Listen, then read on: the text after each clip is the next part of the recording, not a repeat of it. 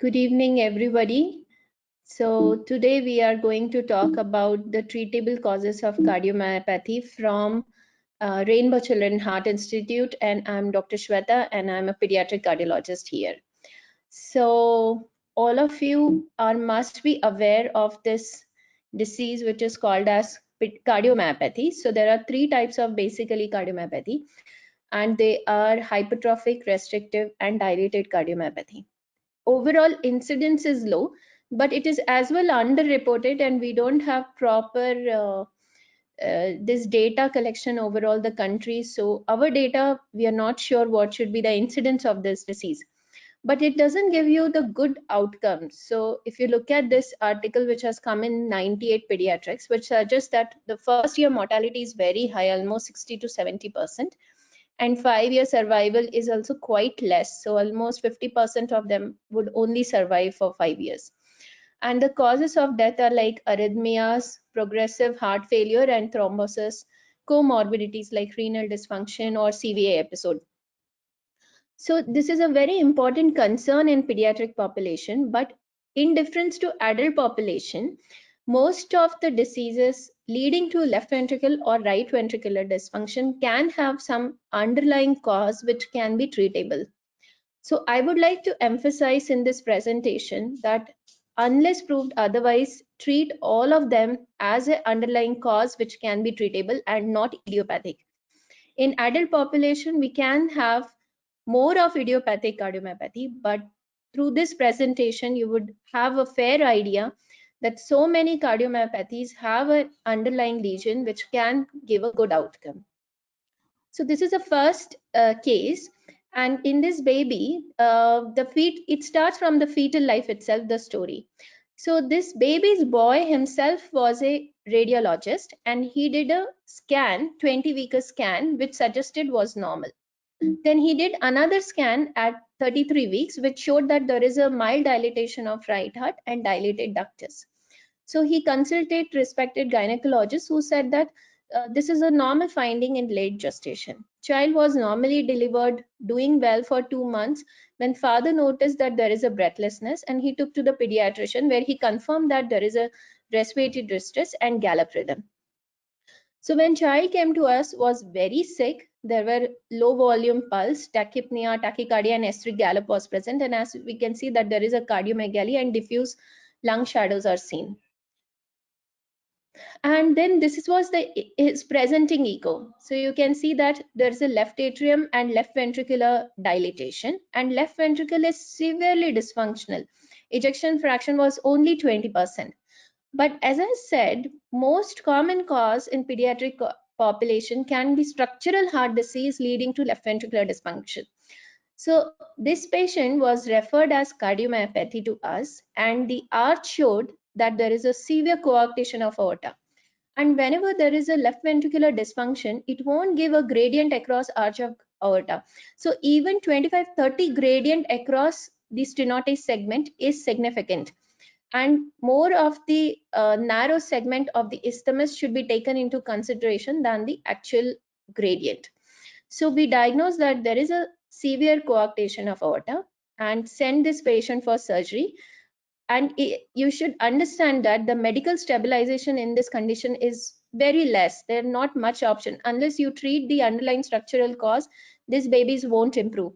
So we have immediately taken up for surgery, and as you can see here, the left ventricle has become normal, left atrium size has come down, and the function was totally normalized. So what did we learn from this patient? That obviously, despite of he visited doctors for 2 months, nobody has palpated femorals. We have definitely we have decreased our clinical skills than our earlier generation, but not to forget palpation of femoral, especially during pediatric patients. And the dilatation of right heart and ductus is actually a certain sign of coarctation of aorta during fetal life. So whenever you find a report that there is a dilated right heart, suspect coarctation after birth in these babies. And despite of suspicion, neonatal echo was not done, and obviously baby landed up in shock stage to us, but but treated at appropriate time and could make it possible.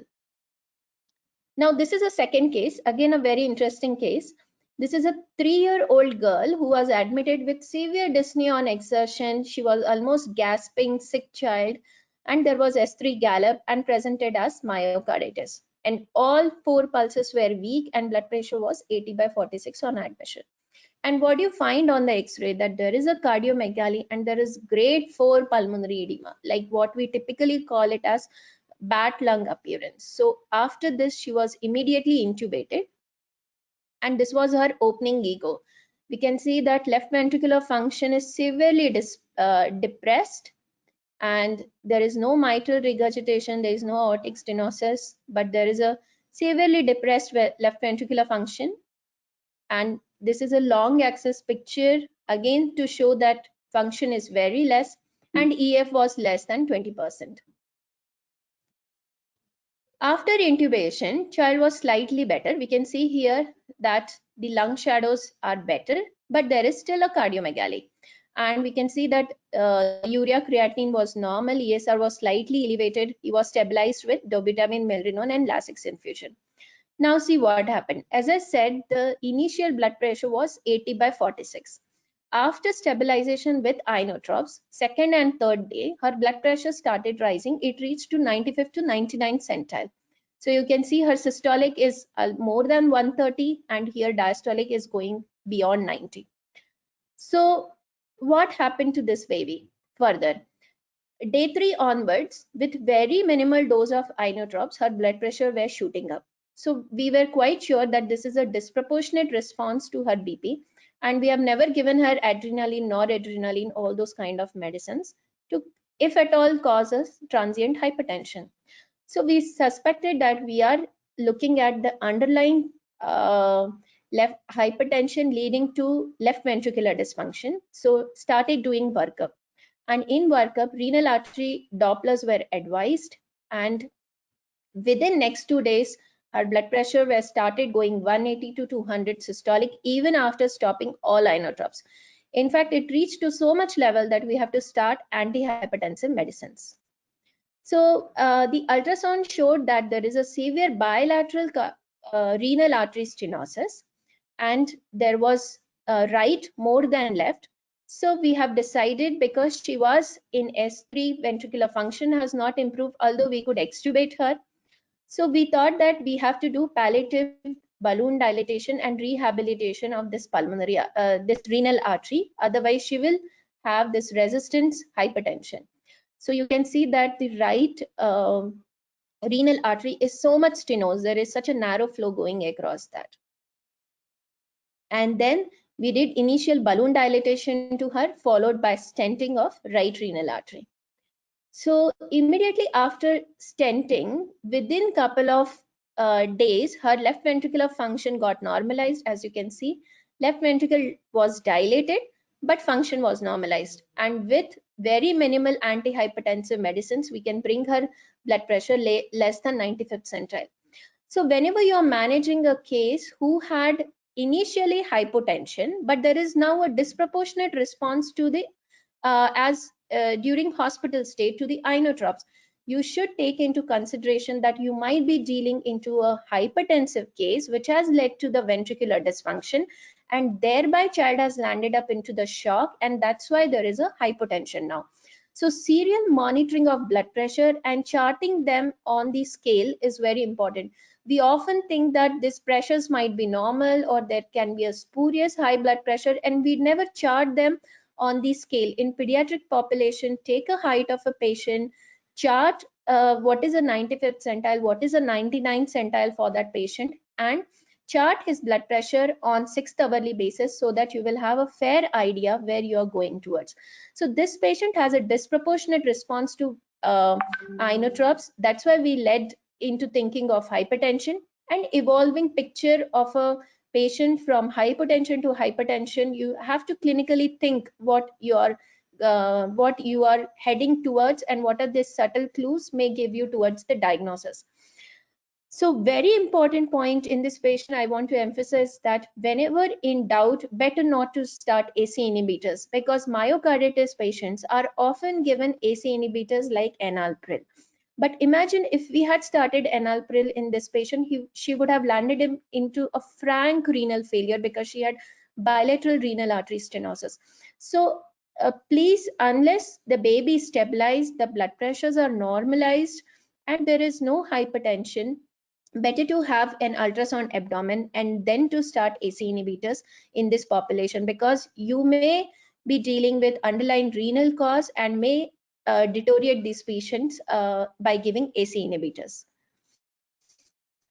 So look at this third patient, who is an 11 days old baby who was apparently all right and started sudden onset respiratory distress. So she was 37-week female child delivered by LSCS, and there is third degree consanguineous marriage. She was good by birth weight, 3.5 kg, and she was discharged on third day. She was fine, but suddenly started on after a week of discharge with breathing difficulty and was taken to the hospital, and from there she came to us. So on admission, again, she had tachycardia, shock, S3 present. You can look at the X-ray. There is a massive cardiomegaly. There is some right effusion. And you can see on the X-ray that there is some capillary leak. And because of edema, this tissue wall is, chest wall is also looking thickened, and she is intubated. So obviously she was in pulmonary edema. And look at this baby's echo. There is a very, very depressed left ventricular function. There is mitral regurgitation. There is tricuspid regurgitation. We should always look for coronaries in infants, whether you're dealing with Alcapa. So I'm showing here the coronaries were normal, and IVC was congested, as you can see here, because of concomitant right heart failure. So look at this patient's ECG now. What disproportionate thing you're finding? This baby is hardly 20 days, 10 to 15 days old baby. And look at the RV forces. There are absolutely very minimal RV forces and tall R wave in V6, which suggests that there is a significant LVH to this child, which is again very abnormal finding for a newborn. In newborn, we find that tall R wave and small S wave, and there should be a small S wave in V6 and a small R wave in V6 with deep S wave should be there, suggestive of right ventricular hypertrophy. But here there is a left axis deviation and features suggestive of LVH are present. So this again gives us a suspicion that this is not a straightforward myocarditis, and we are dealing with some underlying lesion that we need to do workup. So we started on basic medicines like dobutamine, adrenaline, Lasix infusion because she was in shock, and gradual hemodynamic improvement happened. The edema subsided. The ventilatory parameters became better, but we couldn't extubate this child, and still there was a severe ventricular dysfunction which was there. Again, on second day and third day, we started seeing that the blood pressure is rising up. So this is a chart that we usually follow. However, this is reliable for first week of life, but it gives you a fair idea that what is a blood pressure in a given child. So you can see that the BP was far beyond the 95th centile in this patient. The diastolics were with 70s and systolic were beyond 90. So we gradually stopped adrenaline and those kind of medicines, but we started on SNP and labetalol so that to maintain the blood pressure. And again, ECG was supportive to us. Now look at his blood levels, because we thought that there is an underlying hypertension we are dealing with. We worked up the urine, the kidney, renovascular system, and we worked up urine routine microscopy, and if there is a proteinuria which is happening. But see what the result we got: very high level of T3, T4, and hardly detectable thyroid stimulating hormone in the baby. So we immediately came to know that this is a child with underlying hyperthyroidism, which was presented with a thyroid storm. So we have started sending the workup for that. Free T4 and free T3 was done, which was elevated 4.35. The normal level, the maximum level is around 2.2. So thyroid storm responds very well to beta blockers. So we started injectable labetalol, and methimazole was also started again to reduce the thyroid storm. The TSH receptor antibody was so high, 39. The normal levels are less than 1.75. So usually in newborn, this thyroid hyperthyroidism happens because of the maternal transmission of TSH receptor antibodies, and they because they are immunoglobulin IgG, it can be transferred through the placenta to the baby, and that's why baby lands up into the hyperthyroidism. So as soon as we started treating the sympathetic overdrive to this patient and the thyroid storm, baby started doing very well. We could extubate and look at the function. It is normalized, and the LVH, you can see that the overt LVH, which is obviously seen. Look at the left ventricular hypertrophy in these images. So what is actually a thyroid storm? I just wanted to briefly make you aware, all of you, that this TSH receptor antibodies, they would block and blind to the they are blind to the TSH receptor, and that's why the T3 T4 are overtly generated, and because of overt generation of T3 T4, which gives negative feedback to the pituitary gland, and that's why TSH levels are significantly down. So whenever you find a highly elevated free T4 level and depressed TSH, that suggests that there is a hyperthyroidism in this child. And methimazole helps very well in reducing the production of thyroid hormones in this patient by blocking the peroxidase, so that the production of T3 and T4 is reduced from the thyroid gland itself. And beta blocker works by reducing the sympathetic overdrive that happens because of elevated thyroid hormones. And we know that the cardiac failure happened because of increased sympathetic drive in this patient, and once we control the thyroid production, gradually the child improved. Now look at this next patient. He is a 2-year-old child who is born of consanguineous marriage and referred for cardiomegaly and SOB. So there was obviously a cardiomegaly, there was increased pulmonary vascularity, and grade 2 dyspnea on exertion was there. The blood pressure was normal in this patient. Can you see this ECG? This is probably, you would see this kind of ECG once in your lifetime. Very tall T waves. They are almost reaching QRS complexes. Such a tall 5, 10, 15 blocks of T waves are there. Left axis deviation. All the features of LVH are present. Deep Q waves in V6, very, very tall R wave in V6, and such a massive Himalayan kind of T waves are there. So hyper tall T waves, and you must have all heard about the long QTC, but here when we calculated QTC, it was very less. It was just 330 milliseconds. So shortened QTC interval was seen. There is actually no STT change, no STT segment is seen here. ST segment, and immediately after QRS complex, there is a very hyper tall T wave. So QTC interval was actually less in this patient. So all these features, actually hyper tall T waves and shortened QTC, are features of carnitine deficiency. So we thought about that, and then what did EGO showed? There is a hypertrophy and there is a depressed ventricular function. Ejection fraction was just 35%.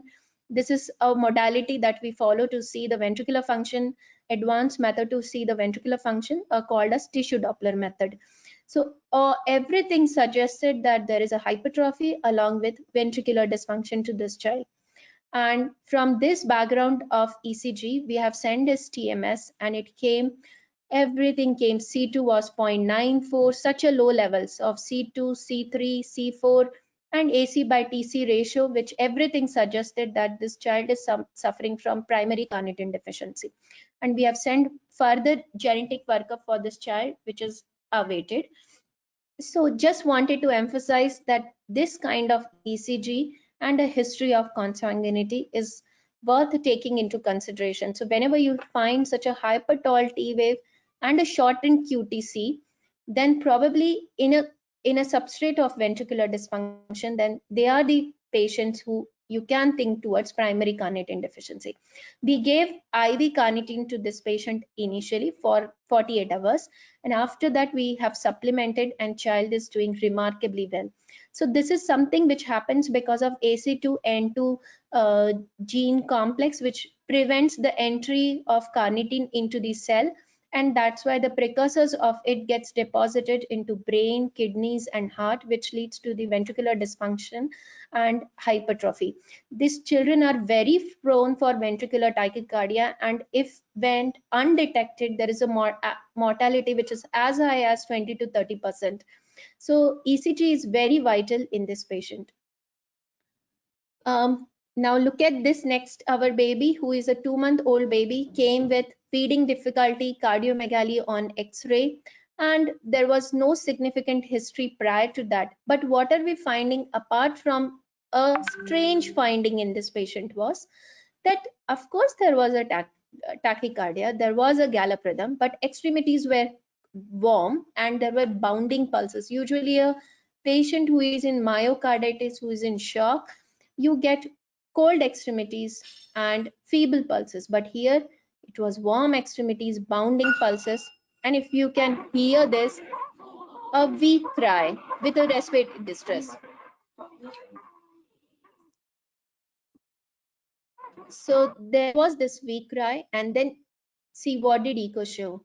A profound pH and severe right heart dysfunction. TR gradient is 60. This is a foramen ovale, that is a blue flow which is shunting right to left. And then very underfilled left heart, that is a left ventricle which is underfilled, and a PDA which is totally right to left shunt. This is a Doppler which is showing that totally right to left shunt of duct, which suggests that the right ventricle is suprasystemic.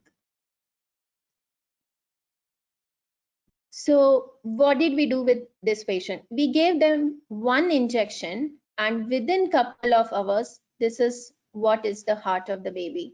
The right heart is normalized, left heart filling volume is good. You can see here TR is only mild and TR gradient is 35. It has become subsystemic, and look at the duct. It has become left to right with a gradient of 4 meters. That means PA pressures are almost normalized. And look at the function here, RV and LV functions are normal. So a wonder drug, what we have given is in this patient, and this is just a couple of hours improvement, that is a thymine injection.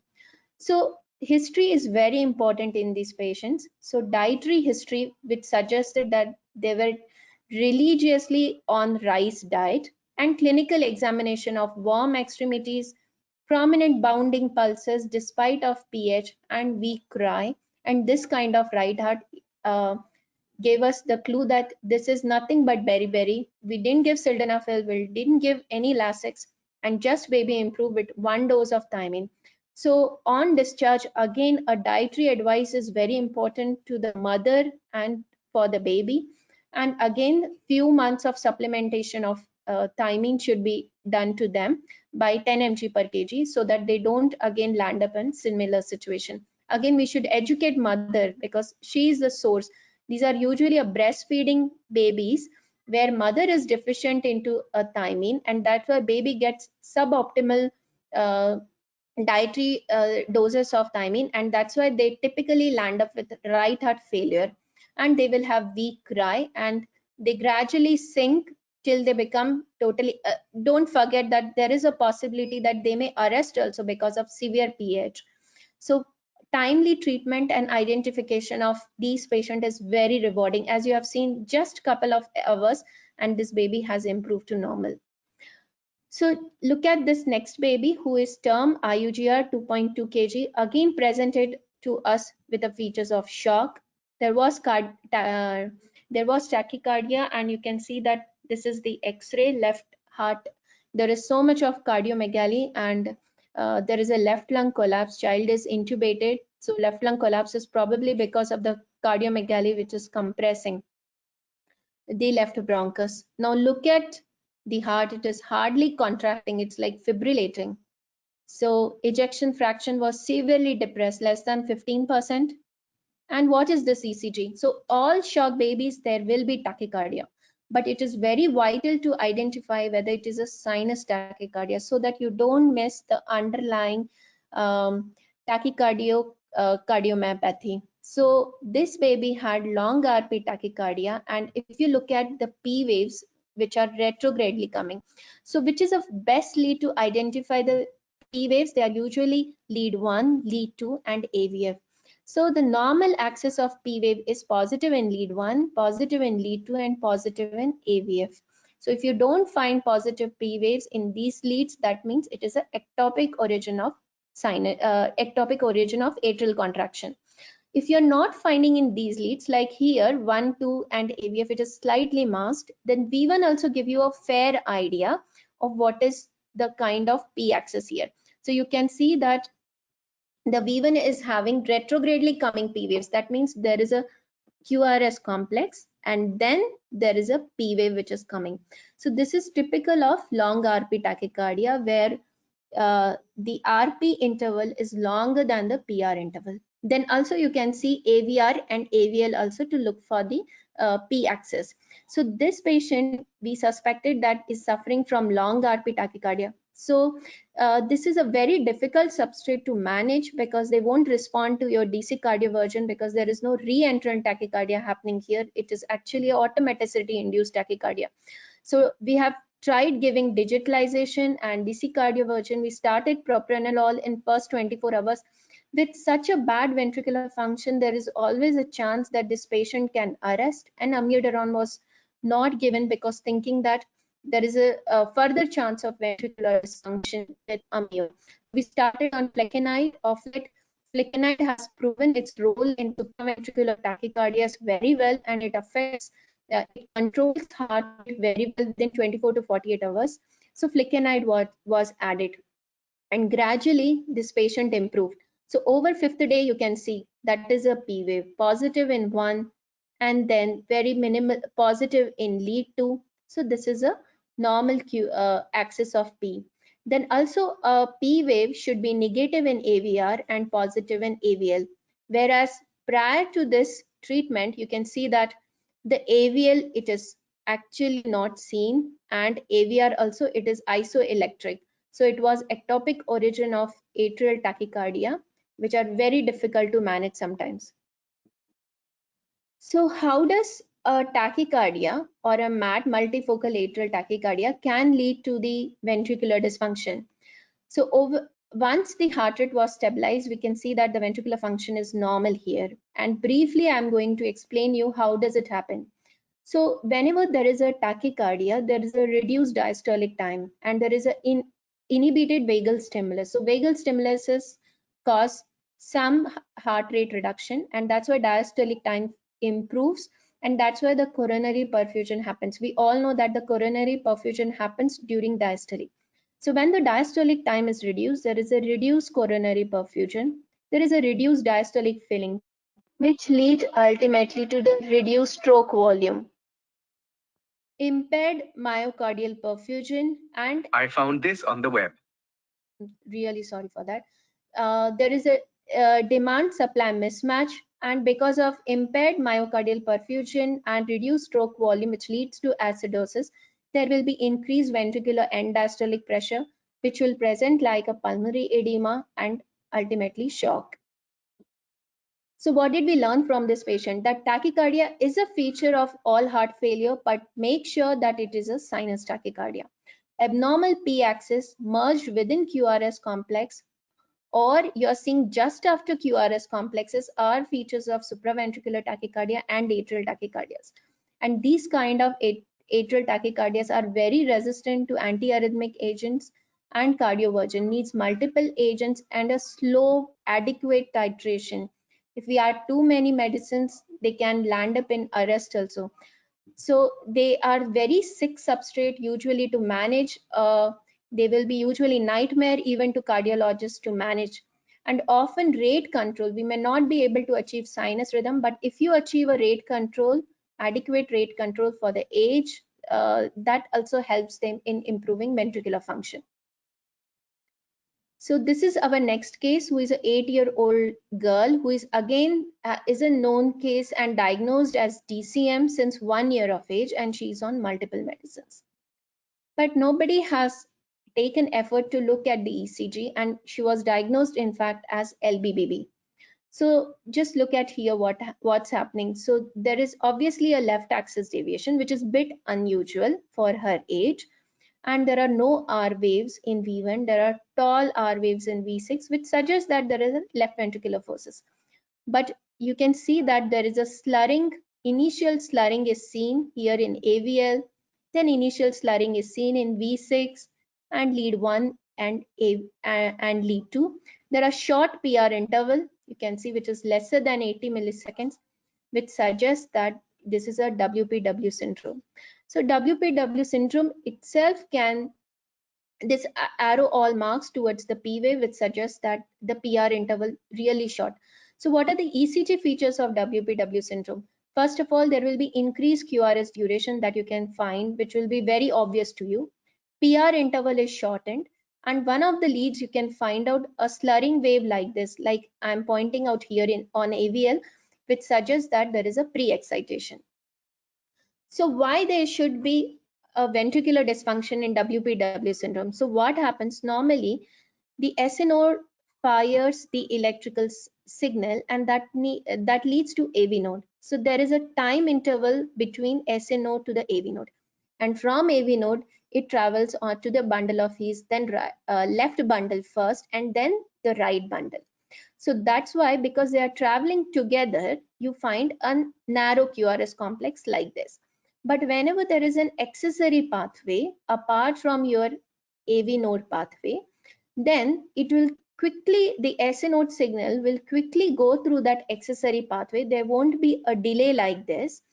And most of the time in the right posterolateral pathways, what happens? First, it will initiate the right ventricular excitation, and then the conduction will go into the left ventricle. So you would always find that the QRS duration is prolonged, and because there is no AV delay which is happening between the P wave and the QRS complex because of accessory pathways, so PR interval is small and you find this initial delta wave.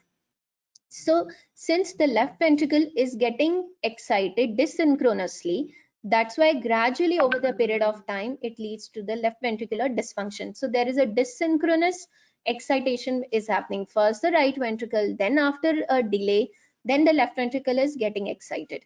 And there is no direct conduction from AV node to the LVBB. So that's why they over the period of time they present with left ventricular dysfunction.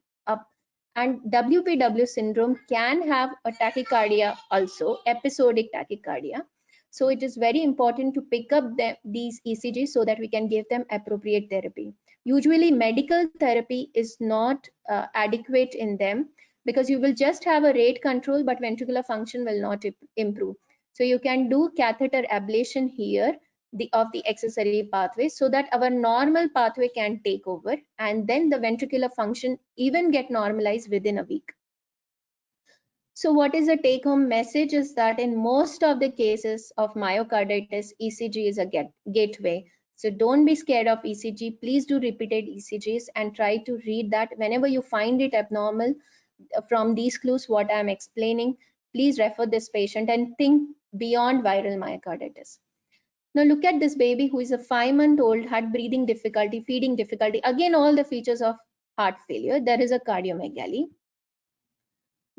Obviously there is a left axis deviation. There is a tall R in V1 and AVF, and there are biventricular forces. There is a severe left ventricular dysfunction. Can you see? Left ventricle is such a big. So again, this patient was referred as myocarditis, but look at this, what's happening. The right coronary is dilated and left coronary is arising from pulmonary artery. So this is a pulmonary artery, this is a aorta, and we can see that the left coronary artery is arising from pulmonary artery. So because of the steal which happens in ALCAPA patients, they present with severe left ventricular dysfunction. So unless you detect them on time, they may go unnoticed and can die because of this left heart failure. This condition is very much treatable. If you do surgery, over the period of months, the left ventricular function can be normalized. So this is a case of ALCAPA. Now relook at the ECG, because you don't need echocardiogram to diagnose this. ECG is a gateway in this. Now see what is happening here. There is a Q wave in one, and then there is a very, very deep Q wave in AVL. So this is a hallmark of Al-Kappa, that if there is a Q waves in one end AVL, which suggests that there is an Al-Kappa. Normally, you find a Q waves in 2, 3 and AVF, which is called as clockwise looping. And when you find Q waves in one and AVL, that is anti-clockwise looping. And apart from this, you can see that there are STT changes from on lead 2 and V5 and V6. So ECG is diagnostic. So whenever you find any patient who is having ventricular dysfunction, take a ECG and then try to look for these Q waves. So what is the learning point in this patient? LV dysfunction in an infant is an Al-Kappa. Just keep this line in your brain unless proved otherwise. And again, ECG is going to be clue for your diagnosis. So this is a 1-year-old girl who had again a features suggestive of increased breathing difficulty. SOB was noticed, respiratory distress, and poor weight gain was there. Now look at what's happening here. Left ventricle is obviously dilated and there is no shunt. We failed to identify VST, AST, and there was left ventricular dysfunction which was mild. EF was around 50%. X-ray suggestive of cardiomegaly, increased bronchovascular marking, but there was nothing else that we found on echo. Then we started seeing, then we auscultated this girl. There was a continuous murmur at the back, and then the encountering aorta, there was very large collateral which was coming from descending aorta. So you can see that this blue line is a aorta, and then that is an abnormal aortopulmonary collateral which is leading to the increased flow to the lung, and that's why child had SOB. So this is a CT scan which showed that there is a collateral to the left lung, and we successfully plugged it without a surgery. This is just an angiogram method, and child did very well. I think this is the last case. 12-year-old girl who came again with the features of ventricular dysfunction, SOB, easy fatigability, echo showed severe ventricular dysfunction. She was actually referred as acute onset myocarditis. So what are you finding? There is no significant cardiomegaly in this patient, but look at the X-ray. The paravertebral shadow, you can see that there is a calcification mark there. Can you see that hyperechogenic radio opaque shadow around the paravertebral area, which suggests that this is a shadow where the aorta runs. So this suggested that the aorta is calcified. So then we did her clinical features. She had unequal pulses. There was radial delay. There was bruit at the carotid, and look at her carotid, severely obstructed right carotid artery, left carotid artery, and severely obstructed aorta. So actually she had upper limb hypertension, which lead to severe ventricular dysfunction, and which we can just pick up by X-ray and clinical features, like if there are radial delay, if there is a bruit, and if there is a hypertension in a limb where the pulse is better palpable. So all these things made to the diagnosis of Takayasu arteritis, where multiple larger arteries are involved. So this is not a disease with a good outcome, but if you treat hypertension, if you treat the coarctation, they improve. So in a conclusion, whenever you encounter a child with a ventricular dysfunction, don't label it as a viral myocarditis. Think that there is an underlying cause which I have to look for. So detail echo, and we should look for soft markers. Then clinical features are very important, like if there is a radial delay, if there is a bruit, if there is abdominal bruit, look for the continuous murmur, look for blood pressure, take 2-3 times blood pressure, nothing will happen. If you're not sure, call them again after 3 days, again check blood pressure. Check your basic tests like electrolytes, calcium. Hypercalcemia is an important reason for hypertension and ventricular dysfunction. Hyperthyroidism, and never forget ECG. It's very important to take ECG in all patients with ventricular dysfunction. And extended test, you can do your biochemical markers, your electrolytes. Never forget our dietary history like beriberi. A simple treatment can make child better. Go with clinical findings. Sometimes structural anomalies like Al-Kappa, extracardiac shunt, arrhythmias. So take 2-3 times ECG, and I'm sure you will find out some reason for underlying ventricular dysfunction. So in a conclusion, my dear friends, try to look out the causes for ventricular dysfunction so that treatment can be offered. Most of the time, we can offer them a treatment. Often simple primary investigation. You have seen, I have not done clinical whole exon sequencing in any of the patient. There is no very detailed genetic workup. They are very simple investigation like electrolytes, thyroid, ECG, clinical, deep clinical investigation that led to the diagnosis most of the time. So simple clinical investigation will help you. Viral myocarditis is a diagnosis of exclusion. You rule out everything and then you please label. Otherwise, this child will be roaming around with myocarditis, and maybe a treatment which can be offered can be missed, and unfortunately they may succumb to death. And second opinion, either within a group or outside a group or with a second, third cardiologist, will help you in finding out the reason. So with that, I rest my presentation. I thank you all for patient listening, and if there are any questions, I welcome it. Dr. Tapan, who has to give the second talk, is not available today because he has to attend an emergency. So if there are any questions, please let me know.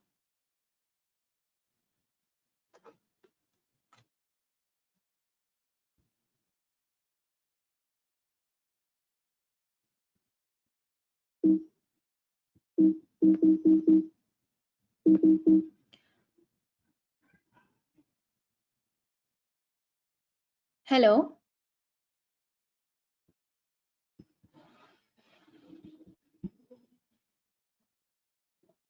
Hello. Hello. We are able to hear you, ma'am. Yeah, ma'am. Actually, Is that audible? hello, ma'am. Hello. Yeah, Yeah, was ma'am. that audible? Yeah, Vikram here, ma'am. Yeah, audible.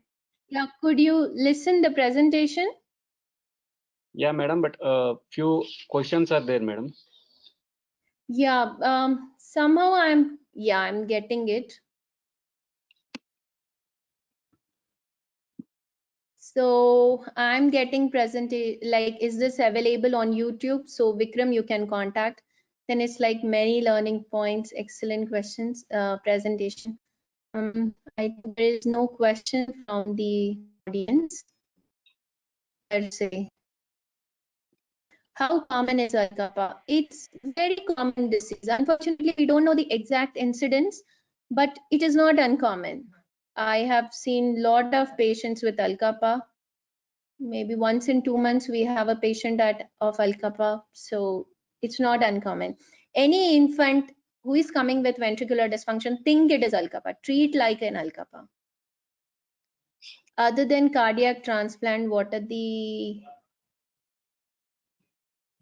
So I got a very interesting question. Carnitine deficiency, in that case, why did you think, ma'am?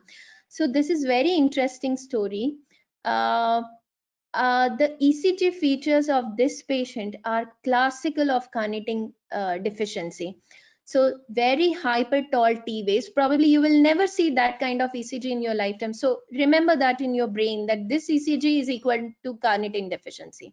And if you find a short QTC, you guys have always calculated QTC for long QT, but this is one substrate where there is a reduced ST segment, and that leads to the shorter QTC. So hyper tall T waves with a shorter QTC suggests that it is a carnitine deficiency. That's why we have advised workup, and it is worth sending TMS for all patients of ventricular dysfunction. Sometimes they may have organic acidemias, intermittent illnesses might be there. So all these things can be picked up in your TMS. Then I have a question: hypocalcemic LV dysfunction, wet beriberi. What is this wet beriberi? Common both in clinical practice? Yes, I think I see once in a week, every week I see one patient of wet beriberi of that kind, which present with severe PH, right heart failure, and we give one dose of thiamine and they normalize. So dietary history is very common. You need to ask them how many times you eat rice, how you wash it, and some belts, especially East Godavari and Nalgonda, are very prominent. We are doing one study on that actually. So maybe we'll come out with the incidents and we'll share with you further data on that. So it's very common, pet beriberi. Then I have a question which says that other than cardiac transplant, what are the procedure which can be done for long-term dilated cardiomyopathy? So first of all, as I have emphasized, try to look for all possible treatable causes. That can be your metabolic, electrolyte, carnitine deficiency, structural causes, think everything. You may not find answer in one time. Go back and think again. So many times the reason lies in renals. So I have observed they may have some renal pathology, but when you see them, they might be in heart failure. That's why the blood pressures are normal. And if you follow them over the period of time, the blood pressure starts shooting up, and the underlying causes most of the time is kidney. So first of all, try to rule out all possible causes and don't label them as a dilated cardiomyopathy. If you're not sure, you write down, as I practice till I get an answer. I usually write down it's a ventricular dysfunction under evaluation so that it's open. If I'm not able to find a cause, somebody else can find a cause. So let it be open for someone else also. So if you have done all the tests, probably you have not found anything and it is a dilated cardiomyopathy, then apart from cardiac transplant in an older patient, there are therapies like resynchronization therapies or LVADs, or simple optimization of medicines most of the time can help them. But if the patient is not able to manage on the optimal therapy, probably I'll take another class on what is a acute management of heart failure and what is a chronic management of heart failure. But if it is not manageable on chronic medical therapy, then maybe resynchronization therapies are available, or LVAD, and then finally cardiac transplant. So these are some of the other options. Then I have a vitamin D deficiency alone can cause ventricular dysfunction. Yes, it is possible because hypocalcemia in children, actually, myocardium, neonatal and infantile myocardium is very much calcium sensitive. So that's why we don't give calcium inhibiting medicines to them in the infants like diltiazem and verapamil, because it will land up into ventricular dysfunction.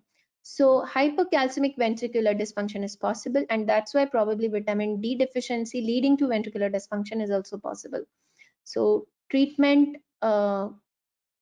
we should supplement them with calcium and vitamin D. Then severe pH, if it doesn't respond to thiamine, next probably it's really another big talk. We can do that. LVAD is available in older patients. It's very costly. Maybe cost, and there it's not only cost, but there are other restrictions on keeping LVAD. Maybe we can discuss that in one more class. So I got a message, take class on CHF and show ECG of carnitine deficiency again. Sure, so I'll go back and show you that ECG. Then is there a role of biopsy in cardiomyopathy? Yeah, so once you rule out all your causes, then especially where it is a hereditary hypertrophic cardiomyopathy, there is a role of biopsy because sometimes it will, especially before transplant, it helps, but not in the actual management point of view. But before transplant and after transplant, it helps. So I will show the ECG of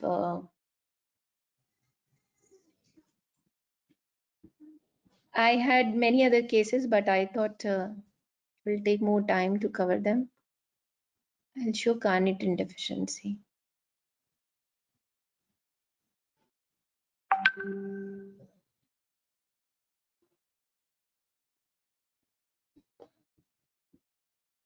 Yeah. So is it, can it be seen?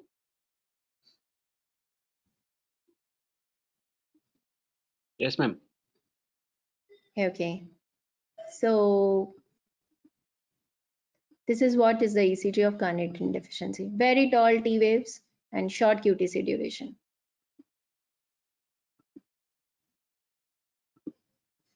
Then maybe this topic actually I wanted to emphasize to say that most of the time there are treatable causes.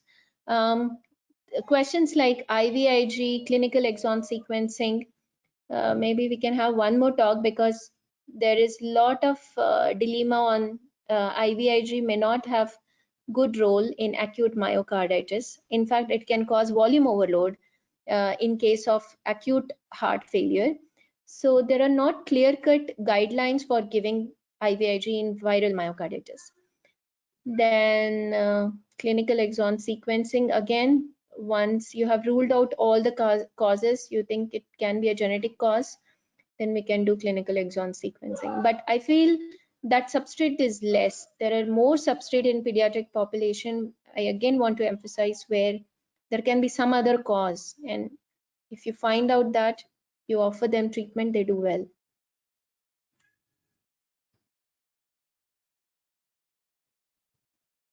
Okay, I got, so I think if there are no more questions, then I can rest the presentation. Is that okay, Vikrant? Vikram? Yeah, ma'am. It's okay. Yeah. Okay, then see you in next class, baby class. Thank you.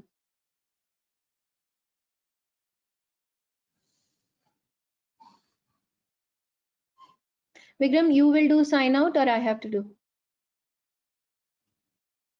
Hello? I will do it, madam. I will do it.